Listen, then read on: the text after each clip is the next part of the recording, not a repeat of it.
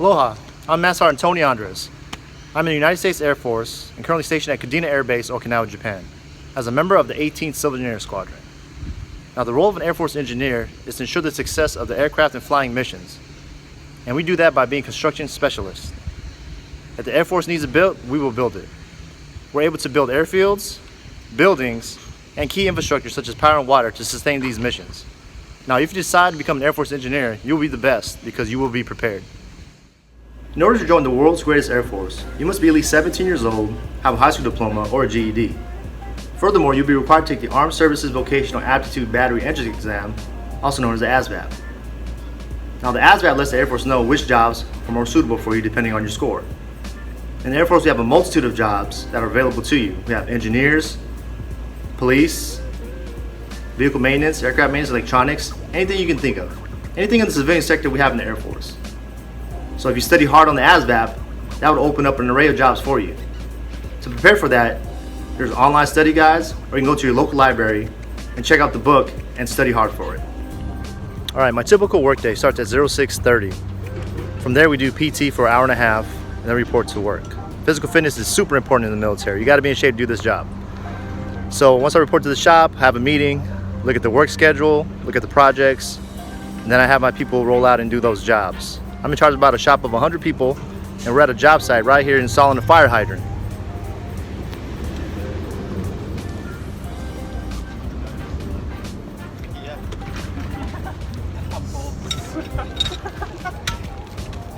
There you go.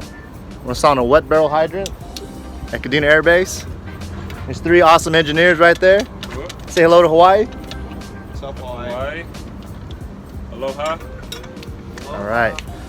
So this type of job usually takes about 5 hours. We have to run all the digging permits, do all the safety procedures, and then once we're done, we'll backfill it, and it'll be operational.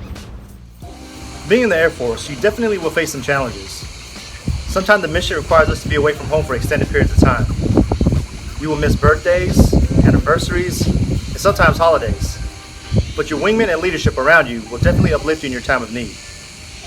Some other things you may face are language barriers. Sometimes you're deployed overseas or stationed overseas. There definitely is a language barrier. To overcome that, you need to study on their language, have patience and understanding, and you will get through it.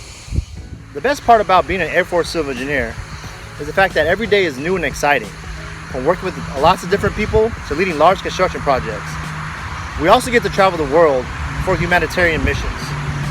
I've been to Philippines to build schools and hospitals, and I've been deployed to Saipan to recover from Typhoon U2. We put up 500 roofs for a local community. It was the best feeling in the world. So being an Air Force civil engineer, you get to do all these types of missions and help everyday people. That's the best feeling. People often ask me why I decided to join the U.S. Air Force. Well, my father served for 24 years.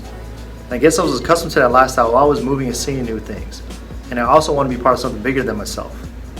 I've been in for 18 years and have no regrets. It has been a blessing and an awesome experience in traveling the world with my family, meeting new people, and experiencing different cultures I never would have got the chance to if I didn't join the U.S. Air Force.